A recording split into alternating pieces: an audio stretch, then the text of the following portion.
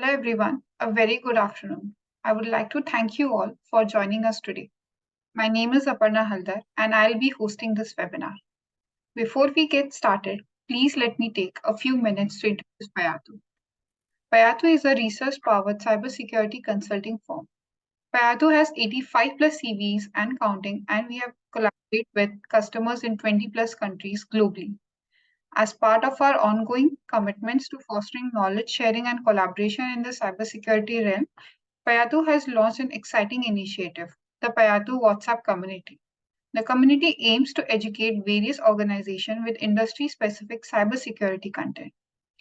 Our Exploity Academy has launched its fourth course on practical IoT protocol hacking. That was all about Payatu. Coming to our guest speaker, today we have with us Jan Albert Jagger, wherein he will be delivering a session on firmware mitigation for fault injection using FI simulation. Jan is the Global Sales Director, TrueCode of Riscure. You can read all about him on this slide. Riscure is a family of passionate security experts who help through the security challenges in connected device security. They have various security services and testing tools to offer. You can know all about it through the link mentioned in the chat box. Before I hand it over to Jan, I request you to follow a few housekeeping tips. Please be on mute. If you have a question, you can write it in the chat box. We'll answer the questions at the end of the webinar. We will be releasing the recording of this webinar on our digital channels. So make sure you're following Payatu. If you're not currently following Payatu, please check the links provided in the chat box and to find Payatu's digital channels. Without further ado, let's get started. Jan, over to you. Thank you, Aparna. Let me first start by sharing my screen so you can all see my presentation. I hope you can see it. Yes, at this the moment. screen is visible. Okay, great. So let me start first by telling a little bit about myself. You have already told a little bit, Aparna, so I keep it very short. I'm the sales director for TrueCode, our product line at Riscure, aimed at specific on firmware security. And I'm the global sales director, so that means that I'm responsible for the global sales of this product. I have background in computer science, so I know a little bit of the technical stuff. If you have very technical questions, I might be able to answer them. But please, if I cannot, then be sure that I have some colleagues waiting to answer your questions. So you can always send them by email or text them or maybe the WhatsApp channel that was mentioned by Aparna. And then I'm sure one of my colleagues can answer them if it is too technical for me to answer. So please bear with me. I have time for some questions after this session. So I will do my presentation, and after this session I have time for answering some of your questions. So let me tell you a little bit about this webinar, what I'm going to tell you during this about 30-35 minutes. I'm doing a short introduction, which actually has already started. I'm zooming in a little bit on firmware security and what are the specifics about firmware security that makes it different from normal software or even from embedded software. After that, I'm zooming in on static and dynamic testing. So static testing, what is it? Dynamic testing, what kind of dynamic tests can you do? What are the differences? And one of the dynamic tests is fault injection simulation that we have developed at Riscure. So I'm going to tell you a little bit about fault injection. What kind of faults do you have? How does it work? A little bit about the approach that we took to do fault injection simulation. And at the end of this presentation, I have reserved about 10 minutes also to show you a little bit about our solution, how we do the fault injection simulation, how does it work, what does it look like, so you get some ideas about how you could do some fault injection simulation at the company that you work on. Okay, let's zoom into Riscure. like Aparna said, we have been here for almost, well, more than 20 years, 21 years. And we have been at the base of security, and we have doing all kinds of stuff on security in the last 20 years. And we like to say that we care about devices, and that the devices that must be secure in a hostile environment. And that means that people can have access to the devices and can do things to it to make it do things that they are not supposed to do. We serve customers with our security testing tools, of which TrueCode, the product that I'm responsible for, is one of them. We also have our inspector tooling range. I'm going to tell a little bit about that later. We also have services, all kinds of services where we do evaluations and all kinds of services to test devices if they are secure. And of course, we have our training academy where we educate our customers in being the most safe and secure developers as they can be. And of course, that's one of the things that we also do. What we do is develop attack methods and tooling. And we do that by using the tools that you see here at the bottom of the sheet. Starting at the right, that's one of our most sophisticated tools that we have. That's a laser that is shooting laser beams at chips to see if we can make it do things that they are not supposed to do. So basically, it's some kind of fault injection that we do. We also have EM pulses that we can use to glitch. That's one of the devices that you see more on the left. We also do all kinds of SCA attacks. So we try to decipher encrypted messages.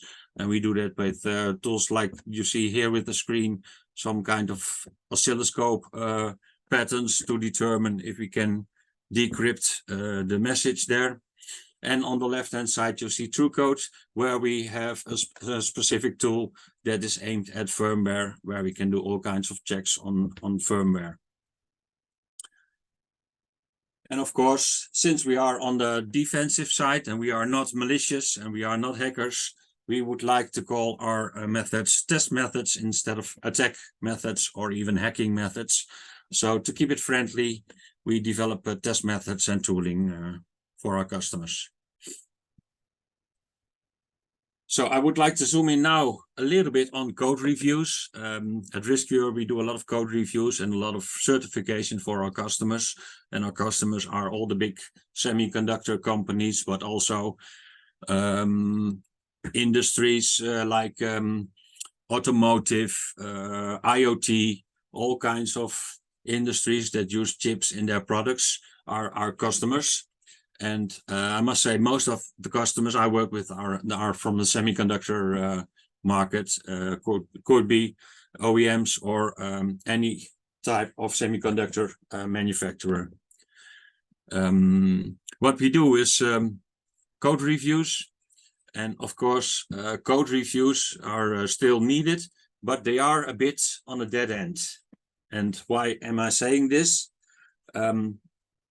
Looking at code reviews, most of the code that we test at the Riscure lab is the immature code has about one vulnerability every 1,000 lines of code.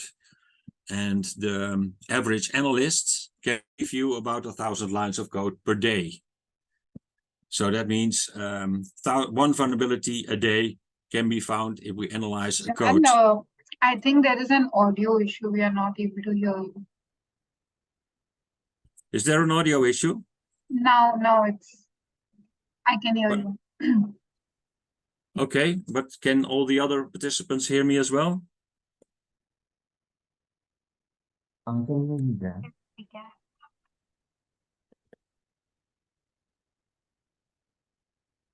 Okay, I'll wait until the audio issue has been resolved. We can. We can hear you, Sam. You can hear me. Okay, then I'll proceed with my presentation. Okay. So basically, code reviewing is at a dead end, and the reason why is stated actually here. It's a scalability issue.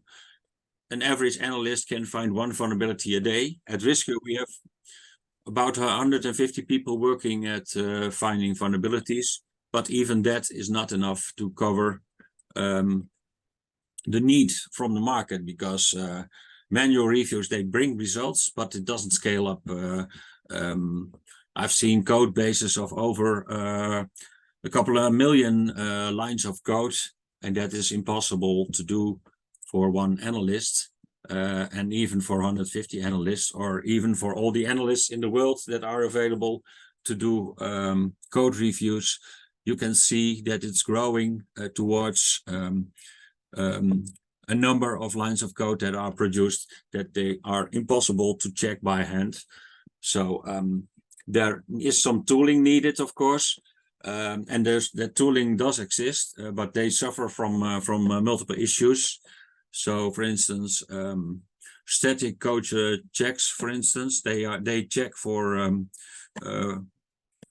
code vulnerabilities in C sources. They produce a lot of false positives. And with false positives, I mean warnings that turn out to be innocent.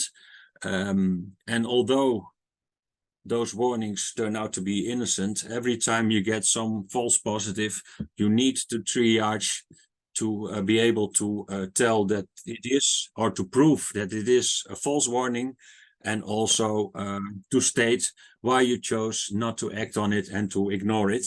So it is a lot of work to do the triaging for all those false positives.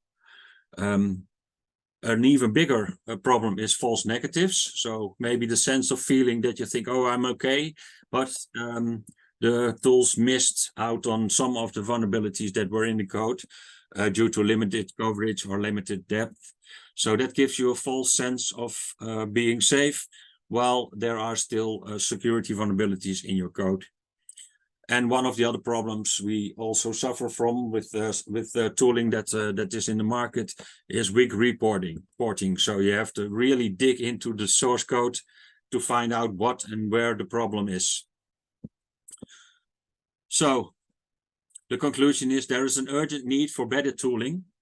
And of course, we have the solution for that with TrueCode that we think is a good solution to solve those issues, where we have less false positives and good reporting, and also a lot of extra checks to do, specifically dynamic checks, to see if your code is secure. So why do you want to automate code analysis? I already said the code bases are growing and growing, and even nowadays with smart cars, the code bases are growing over the 100 million of lines of code. Not all firmware, of course, but also embedded code and all kinds of other things. But the software lines of code are growing and growing every day. And software vulnerabilities are the low-hanging fruit from an attacker's perspective. So that also means that more lines of code means more security vulnerabilities in potential. So code bases constantly grow in size and complexity.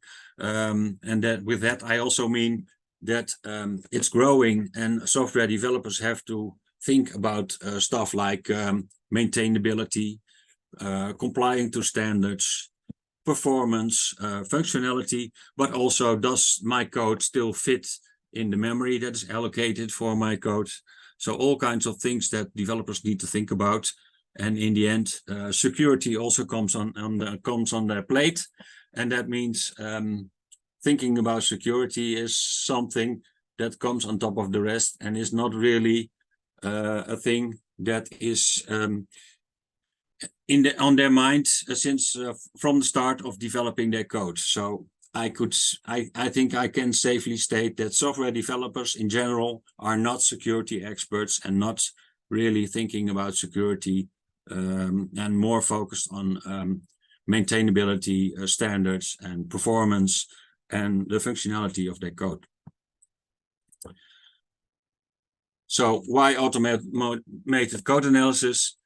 I think existing source code analysis tools are not security focused. Most tools that I see in the market at this moment are made by developers, by companies that have made some kind of development tool and thought, okay, we also need to do something about security.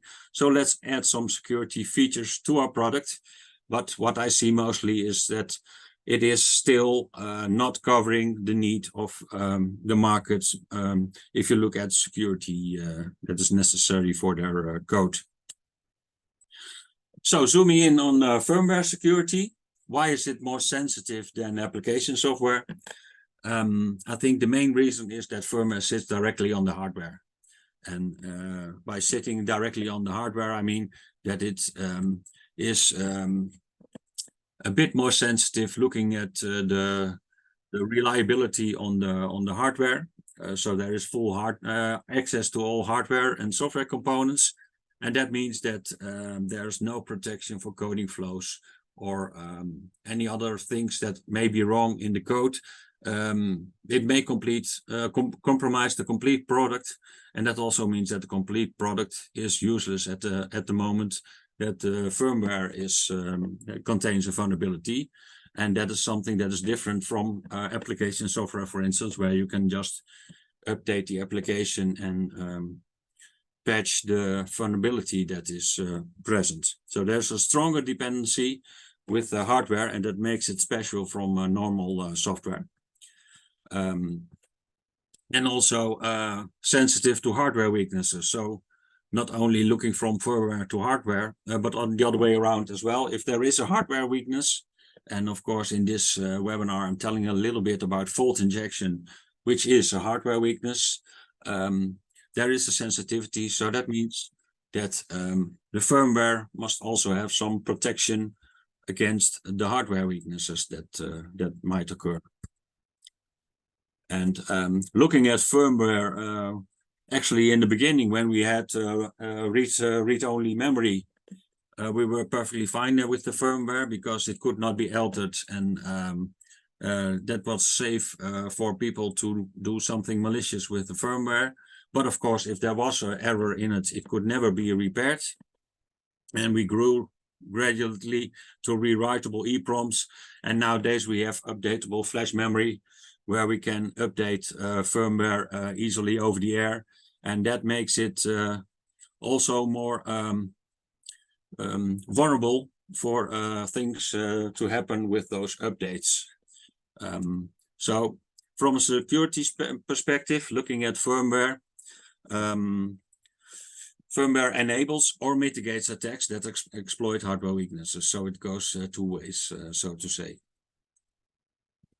Looking at device security threats, how is the firmware security affected by the hardware? Devices contain a PCB with components connected via bus. I have a small picture here on the right, upper side of the slide. And of course, there is a dependency on the hardware from the firmware. And one of them is address agnostic. So that means that it is unaware of not knowing of the hardware. And that means there is a threat that there is out of bounds access or even wild code jumps that are not prohibited. And to prevent this, you could test this through logical security tests. And with logical security tests, I also mean maybe building in patterns that double check for certain access to addresses, time of check, time of use, things like that, that you can build in your firmware. And there are, of course, also physical constraints. So in hardware, you have the clock frequency, the operating voltage, but you could also use things like EM pulses or lasers to do some glitching and make the hardware do things that it is not supposed to do.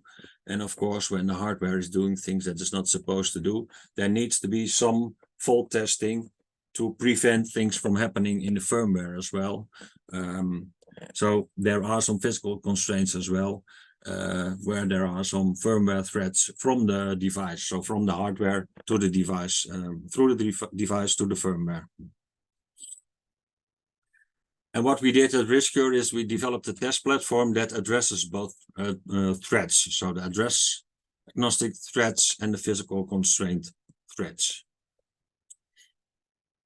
So zooming in a little bit on security testing. With the security testing, we have two types of testing. The static code analysis, where we analyze the code like a human would do. So it's like the manual evaluation, but then in an automated way, searching for specific issues in the code. So things like programming errors, integer overflows, input validations, stuff like that. We do that on C source code, and we try to judge if it is exploitable or not. If it is not exploitable, then it is a false positive, of course. And because the software is still not smart enough to really detect very well if it is exploitable, there are a lot of false positives that you have to deal with. And like I said before, those false positives cannot be ignored. So they must be in some kind be triaged to indicate that it really is a false positive. And of course, you need to be sure if it is really a false positive, because if later on it turned out to be a true positive, then you have something to explain to your manager, I guess. Looking at dynamic code analysis, that's a different approach than the static code analysis. The dynamic code analysis is looking at runtime to see if it can get the code to crash or to do things that it's not supposed to do. There are several ways to do this. You could just take a C source code and compile it and look at the output when it is running, or you could just take a compiled piece of code. But a compiled piece of code, of course, does not give you as much information as when you also have the sources and you compile it yourself. Then you can give better feedback on where the vulnerabilities might be. And that's basically also the approach that we take with TrueCode. So doing dynamic code analysis is quite complex, and it's also quite difficult to configure and understand the results that come out of it. And I have an example later on in this webinar where I'm going to show you a demo and also show you how we solved that problem. We address these aspects to support developers. So that means the developers that I told before were not really security focused or are not security specialists. So actually developers with limited security expertise, to support them to do these tests themselves. So there is, for setting up, maybe there is some expertise needed from the security analysts, but basically what we try to do and what we try to achieve is include those checks in a CI/CD pipeline and let developers do the checks themselves and also educate them to become better security specialists. Dynamic code checks, there are two that we support at this moment at Riscure TrueCode. One of them is fuzzing, where we fuzz the complete compiled source code. And we also have fault injection simulation, where we detect fault injection weaknesses in the source code. And that is what I'm going to show you later on. So what are faults? How can you inject faults in a chip that is basically not supposed to do things that you want it to do? I have a very simple example, and maybe all of you are aware already of or have already seen this example in the past. But maybe for those that are not that familiar with fault injection, this is a very simple example where you can see that a chip is running on a voltage. And what we do is we just drop the voltage for a very short period of time. And basically what happens if you drop the voltage is that the stable conditions that a chip needs are no longer stable. And the chip basically does not know what to do. And sometimes things go wrong and the chip just doesn't work anymore. Sometimes the chip ignores it completely, but of course what we're looking at is if we can successfully do a power dip and the chip does not really do what it is supposed to do, but it is not crashing. And basically that's the moment that is interesting for hackers, because that's when you can get unexpected results and also can get things of a chip that it does that it is not supposed to do. And we, in this case, I have an example for electronic faults for voltage glitching. It is voltage glitching in this case because you drop the voltage, but you can also do it with the clock cycle. You can imagine if you speed up or slow down the clock cycle, you can also get the chip to do things like skipping instructions or maybe jump to a different location because the program counter was counter tampered with. That can result in strange behavior. And you can also do it with EM pulses, so electromagnetic pulses, or with all kinds of lasers on different frequencies. And what do those attacks, fault injection attacks look like? I think many of you have already seen some examples of that, maybe even without knowing it. I have some here stated that that have been successful, like the Nintendo Switch, several cars, like Jeep is the Jeep Cherokee has been hacked. That's a very good example of successful fault injections. And recently, most recently, not a few, I think only a few weeks ago, Tesla was hacked by hackers where they unlocked software features worth for $15,000 for heated seats and even full self-driving packages, stuff like that, that were unlocked because of voltage glitching. So dropping the voltage for a very short period of time at a precise moment, and that caused basically the chip that is responsible for all those features to give out the key that gave access to all those features of the car. So those are examples of successful faults injected, and of course to be able to inject the faults, as you have seen already in the examples that I gave you, you need to have direct access to the chip to be able to glitch it. So that's one of the things that you need to have. And of course, I'm sure that not everybody is able to buy a couple of Teslas to check if they can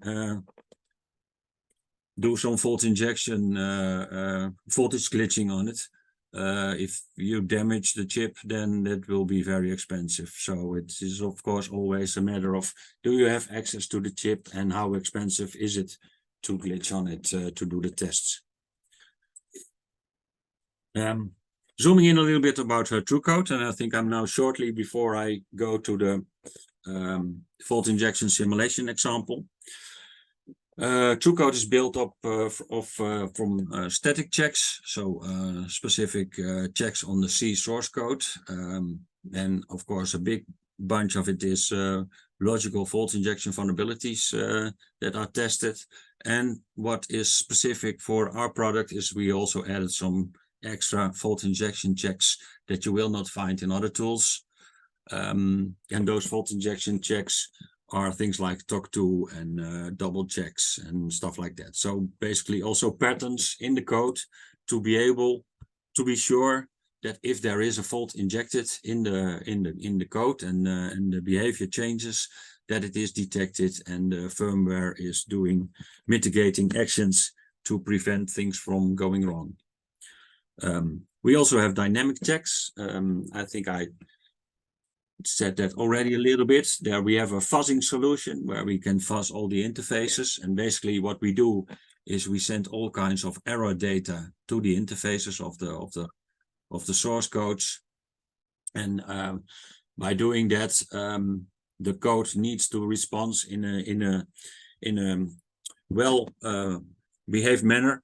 So that would be that it is not deviating from the functionality that it is supposed to do. So sending all kinds of error data to it should not cause any crashes or stuff like that. And of course, we are very successful in using that fuzzing, specifically for the automotive market, where there are many interfaces and many pieces of code built by several manufacturers, and there always seem to be things in interfaces that deviate from the normal things that they talked about.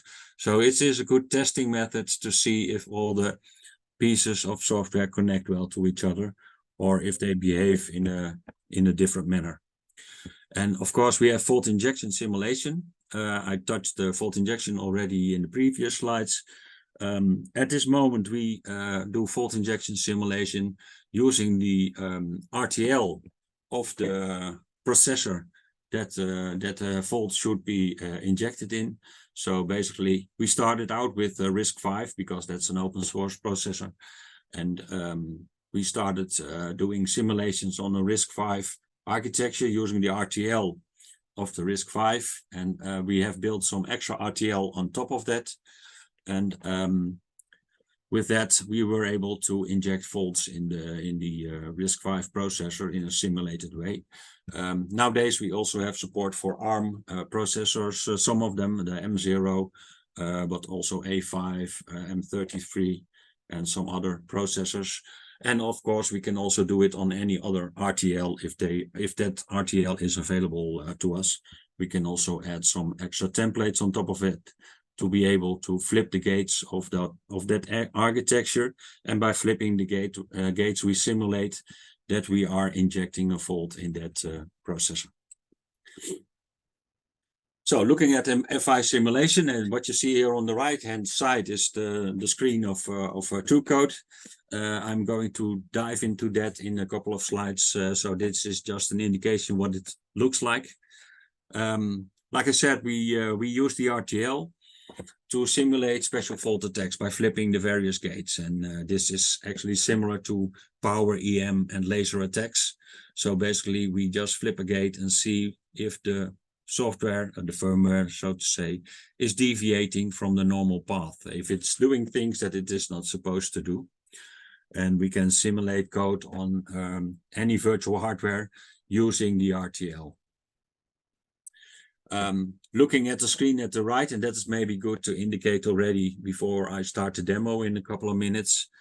On the left-hand side, you see all the faults that have been injected successfully. And in the middle screen, you see for this particular injected fault, the assembly. In this case, it is all green, so it has not deviated from the normal path. If it would be red, then it would deviate from the normal path. And we measure that by running it a first time without injecting any faults. That's what you see here on the top, the green aligned or indicated fault injection. That is actually the happy flow that we record.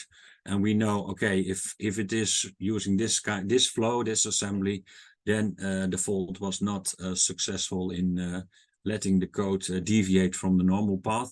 If it would be red, then there would be a deviation in the path. And at the right-hand side, you see the C source code, the firmware.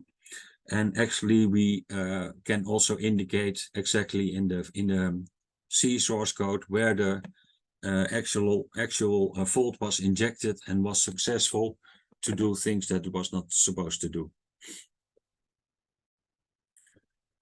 So setting up a dynamic check.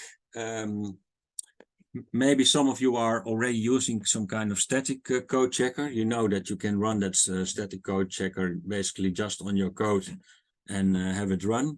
The dynamic check works a little bit different because you need to have some kind of starting point where you start with running the code, because with the static checks, you're not running the code at runtime.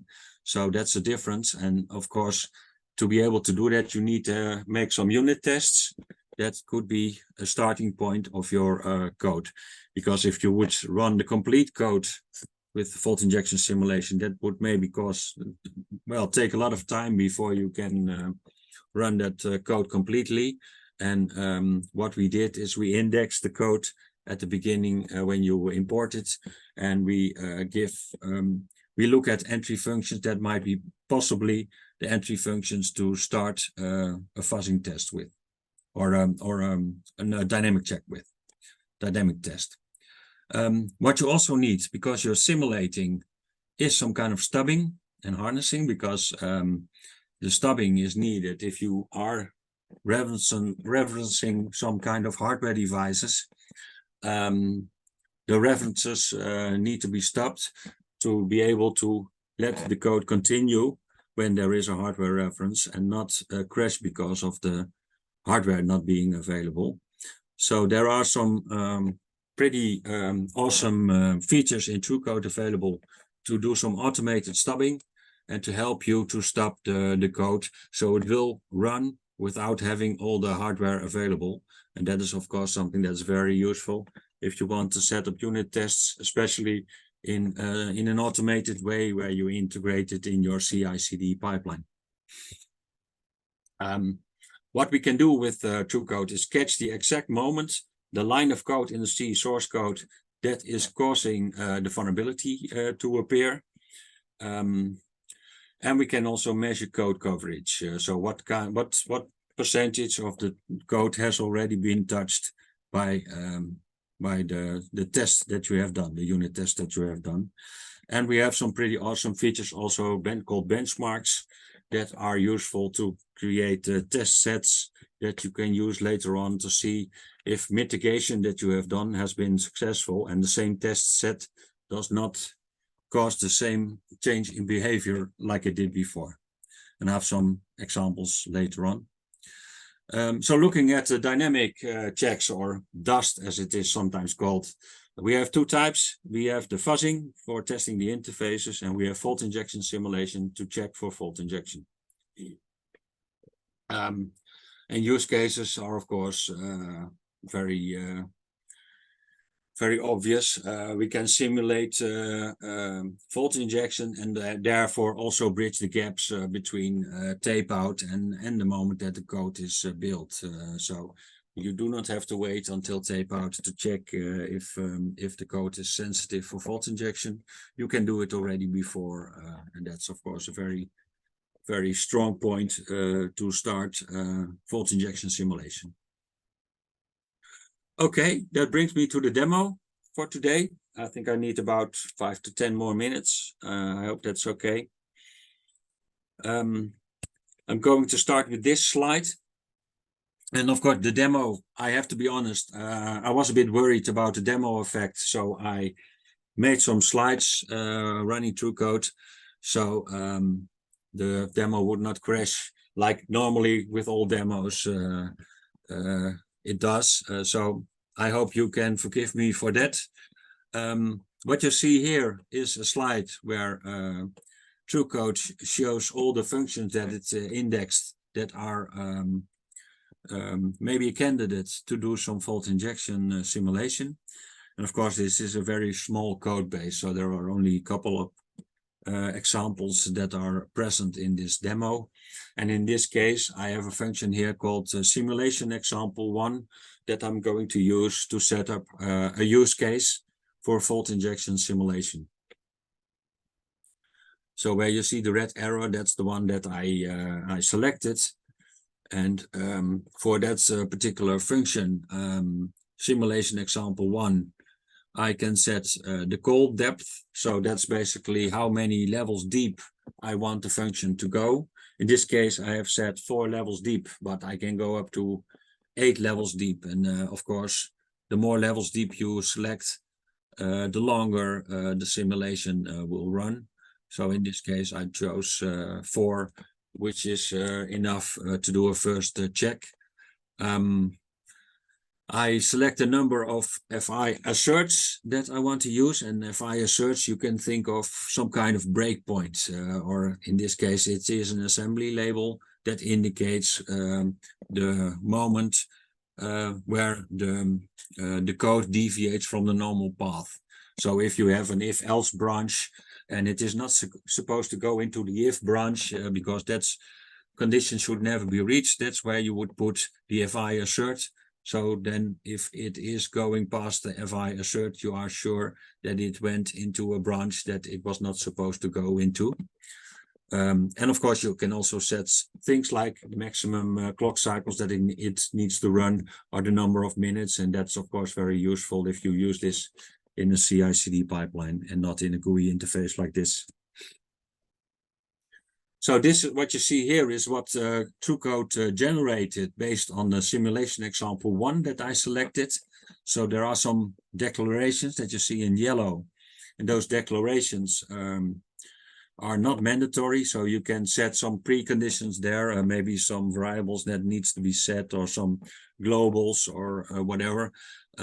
It's not mandatory. You can do it, but you don't have to do it. And this is a very simple example, so it's not necessary to do it here. There needs something to be done in the main stopped body. You can see it here in red, because in the main stopped body there are some variables that need to be filled. And of course the target's FI assert line needs to be filled, so that's also in red. So if I go to the next slide, you can see that I went into the main with the stopped body, and there I made a variable K, I made it 1, and L I made it 0. So in this case, those variables are different. And later on in the function, you can see why that is important. So K is 1, L is 0. That's basically what I changed here. So this is all preparation for the fault injection simulation. The second thing I do is to put in the FI assert. So basically, if you remember, K was 1 and L was 0. So K is equal to L should never be reached, because 1 should never be equal to 0. So if it gets in that branch of the simulation, then you know that something happened. Maybe the if condition was skipped, or maybe K was changed in value from 1 to 0. Or all kinds of other things could have happened, but you know at least that because it reached that condition, that it went into a path that it should not go into. So this is the preparation for the fault injection simulation. So just to do a recap, there is a if condition where K is equal to L, and I have set K, initialized it to 1 and L to 0. So that means that this condition with the TrueCode FI assert should never be reached. And basically what you see here is an assembly label. So basically when we do the compare in the assembly, you can see that as soon as that label has been passed, you know that from that point on, there is a deviation in the normal path.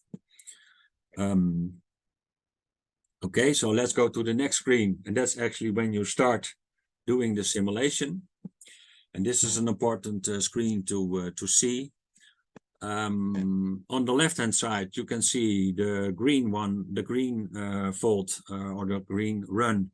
That was the happy flow. So that was all green. And I took the second one and zoomed into that.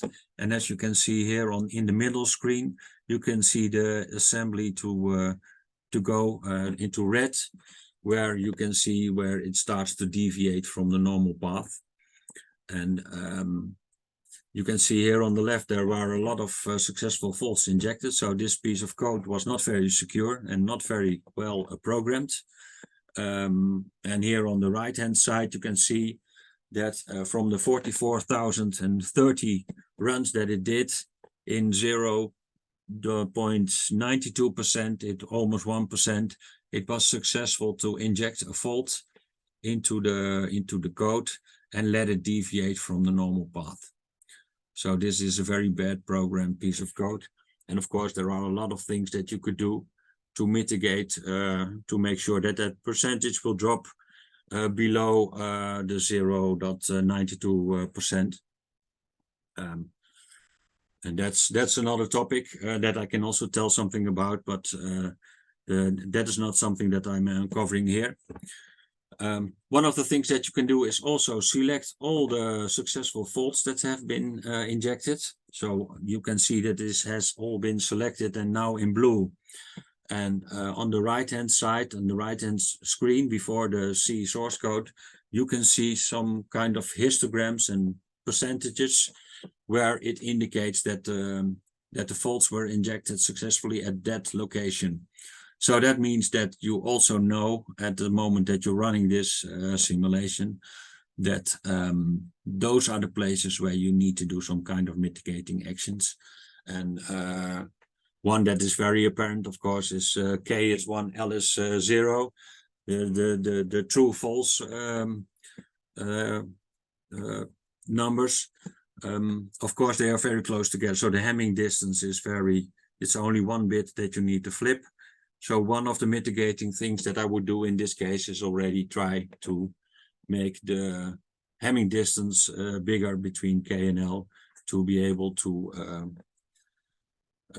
have a safer check of the code, because the Hamming distance is much bigger than the 1 bit that it is at this moment. Here is an example. This is simulation example 2. Here you can see already that K has been given a different value. There has been all kinds of mitigating actions in this code present. And if you are going to run this code, it is also apparent that the percentage has already been dropped to 0.014%. And you can also see that running 28,000 simulations, only 4 faults were successfully injected. So that's a better achievement just by doing some mitigating actions in this piece of code. And of course, this is also something that is used a lot by our customers to train also their developers to see what kind of mitigation what kind of response it's going to give, what kind of change in behavior. If you mitigate just a few things, you can see a dramatic drop of that percentage, and you can also see what the effect would be if you do some kind of mitigation, or even if a mitigation does not have an effect. That can also be the case. So that's something that you can test with this fault injection simulation. So that brings me to the end of this presentation. A bit of a summary here. So we developed TrueCode as Riscure to reduce waste with collaboration between security experts and the development team. So basically, we want the development team to be able to do more by themselves and also in an automated way. So there's less work for the security experts. We have some unique automatic static fault injection checkers. And we also have a unique dynamic fault injection simulation on virtual hardware from ARM, RISC-V, and also other proprietary RTL. We have some fuzzing in place, dynamic tests where we can fuzz the interfaces, and that's maybe for another topic on another webinar. And we have some pretty good checks for C and C++ only for embedded software. So that's also to keep in mind. Most firmware is written in C or C++ in the automotive. So that's what we only focus on, not on other platforms. And what we are flexible to use standalone or integrated in the security DevOps toolchain, whichever you choose. And of course, all the knowledge and all the experience of our security labs with over 20 years of experience has been built in TrueCode to be able to give you a product that is very useful and can help you to overcome the challenge of the code bases becoming bigger and bigger, and to help you to do some automated code checks and at least help you to get some more secure code out. That's it for me. Thank you for your attention, and I hope it was educational and you learned from it. And if you have any inquiries or information, please go to our partner Payatu, or you can also send me an email and I'll try to answer your questions. Thank you. All right. So thanks for the wonderful session, Jan. The session is open for Q&A. If you guys have any doubts, please put down your question in the chat box. So there is a question from Jaya Shravan. Can you tell how the firmware analysis can be done for flat binaries? Well, actually, our product is just not built for flat binaries. It is built for having the source code available. So basically, we compile the source code and we add some extra code to it. What you saw in the example, it's the harnessing that we do to be able to catch the exact moment when the path deviates from the normal behavior. And that is not possible if we only have a flat binary, because we do not know what the source code is, and we cannot give you direct feedback in where in the source code the vulnerability is. So we cannot use flat binaries, only compiled source code for fault injection simulation. There's another question. Which hardware device would we need to perform fault injection? You do not need any hardware device. You can just run TrueCode on your laptop computer, and we simulate on that laptop computer the hardware that the fault is injected on. So let's say a RISC-V processor. We have the RTL of the RISC-V processor, and we add our own RTL to it to be able to simulate that the gates are flipped in that device. And you can run it just on your laptop. So there's no specific hardware device necessary.